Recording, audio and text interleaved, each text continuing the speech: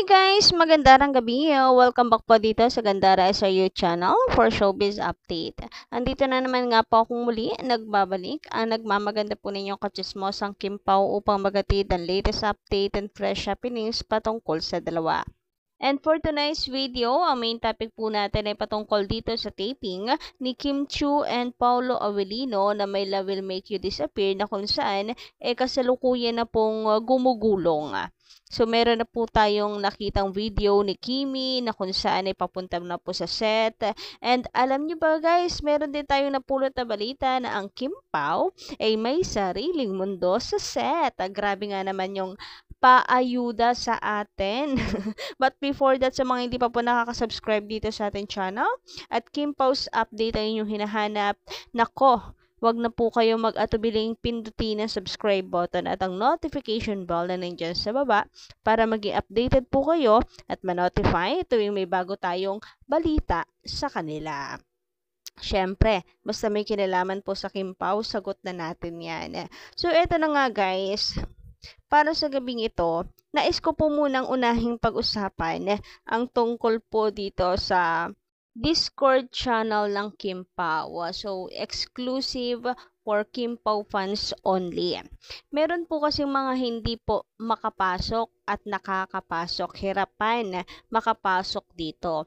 So, marami na po akong nababasang ganyan kung paano daw po makapasok, etc.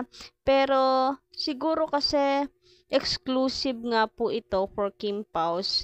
Kaya siguro yung iba nahihirapan. Maganda na rin po kasi yung yung konti lang. Kasi mahirap na rin pong magtiwala, guys. Meron na pong mga nakikichismis lang, mga mapagpanggap, ganon. So, hayaan nyo guys at nandito naman tayo upang upang maghatid pa rin sa inyo ng good vibes. So, hindi ko man po ma-share 1,000%, 100% yung mga pictures, mga ayuda, pero at least nabibigyan ko po kayo ng idea and good vibes. Pero may ibang makukulit naman guys na nagpo-posta sa social media. So, baka po nakikita nyo rin ito sa Facebook. Kagaya nga nung nakaraang paayuda na kung saan meron po ako nakitang mga pasaway, hindi na lang po tayo nag-comment. Alam naman kasi nila yon. Kung hindi po kayo makapasok sa Discord channels, try nyo pumasok sa mga Facebook group. Malay nyo meron dong mag-post, diba?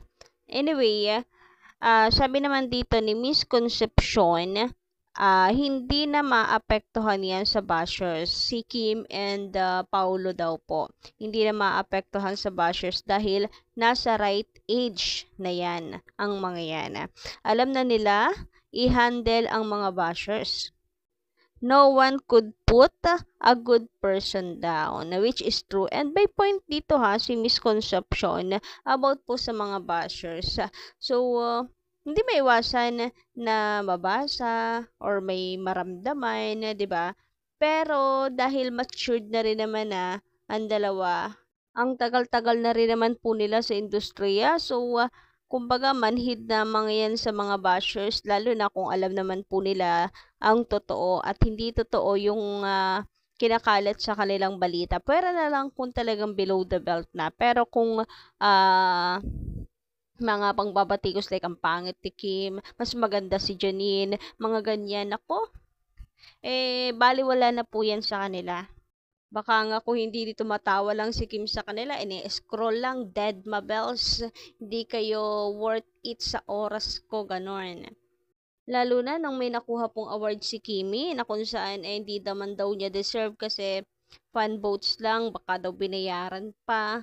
At the same time, hindi raw deserve kasi mas magaling pa daw si Janine, pwedeng kontrabida, etc. Naku, wag po kayo mag-alala. Panigurado yung mga ganyang bagay hindi naman naaapektuhan si Kim Chiu. Sabi nga po ni Miss Concepcion, nasa right age naman na sila. Plus, matagal na nga sila sa industriya. And then, si Kim kasi, mas pinipili po niya parate ang maging mabuting tao. Samantala, sabi pa ng isa nating commenter na si Miss Espimel, tama po ba ako? Yes, tama ka. Ay, ang bilis ng sagot. Charis. Hindi na nila dapat pinapansin ng mga bashers na ganyan. Mabaho ang mga bunganga ng mga yan. Kaya iwas na lang para hindi mahawa. Tawa naman ako doon. Mabaho ang mga bunganga. Ang mga sinasabi nila laban kay Kim ay bumabalik din sa kanila. Walang kinalaman si Janine sa pinaggagawa ng mga fanatic niya.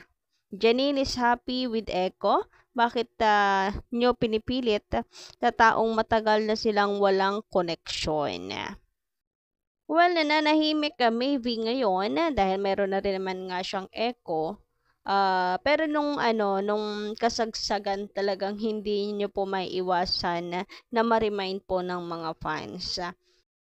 And take note, mga artista yan, magagaling po yan makipaglaro sa mga ganyang eksena. So, para mga, kunwari walang alam, ganun. Ay, nako, ayoko na nga mag-talk.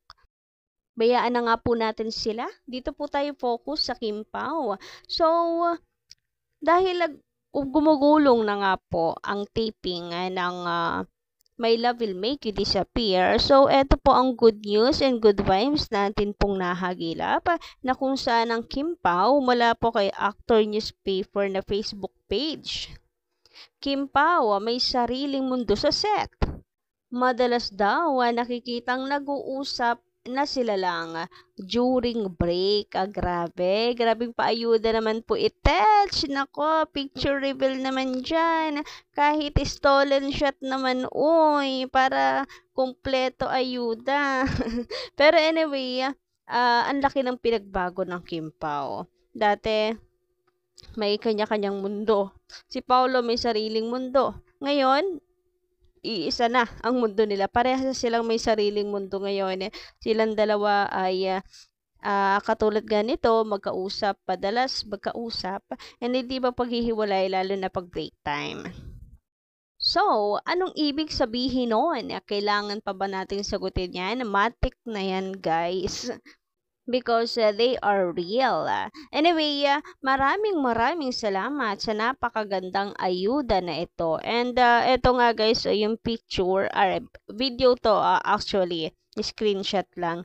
Video kung saan bumaba nga po si Kimi ng kanyang sasakyan papuntang set kasi magsisimula na yung taping. And apakaganda ni Kim Chiu dito. Grabe, nakakasilaw guys ang kanyang kagandahan naman talagang tunay. Napakasimple, parang wala pa po siyang ayos dito.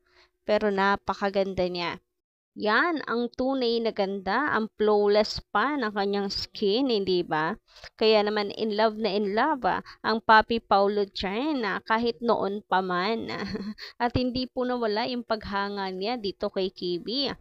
Until now, sinasabi po niya na pangarap talaga niya na makatrabaho si Kim Chiu. And finally, natupad na rin. Samantala, kapansin-pansin din naman guys na naka-color black ito pong si Kimi, pati po yung kanyang backpack na kung saan ay favorite color po ni Paolo Avellino. Kaya hindi po maiwasan ng mga tao, ng mga netizens, lalong higit ng mga fans na i-connect to the dots po lahat at kiligin. Favorite color nga po kasi ni Papi Paolo ang black. Grabe yung mga fans na ultimo maliliit na bagay talaga, very attached po sila. Tinan mo, naka-black lang si Kimi, napansin po agad. Then, na-connect po agad kay Papi Paolo.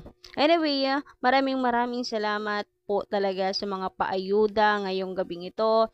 Nakakatuwa at nakakataba po ng puso ngayon. Mas lalo po na-excite ang mga fans na mapanood po ang movie nilang dalawa. Ang bulsa po ba natin? Ready na? Nako, kung hindi pa, simulan nyo na po ngayon mag-ipon at magsubi. Medyo mahaba-haba pa naman po yung oras, yung panahon. Kasi next year pa naman nga po, based sa ating nakalap na balita, ang showing ng kanilang movie. Bibigyan ng daan yung kay Vice Ganda and Sakat din. Of course, para sa mall shows nung dalawa, nakapag-ipunan nyo na rin lahat ng malls na pupuntahan ng dalawa to promote, puntahan natin. Let's go, sugod.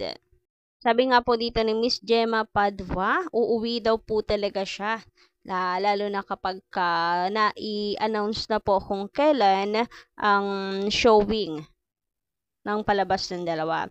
Sabi ni Miss Gemma, "Hello Gandara, I'm watching from Canada. Waiting for announcement ng showing. Kasi planning to go home to watch the movie ng hashtag Kimpaw." Grabe nga naman po effort, Miss Gemma. Anyway, yun lang po ang ating update sa gabi ito. Maraming salamat sa pakikinig and don't forget to click the subscribe button and notification bell for more updates.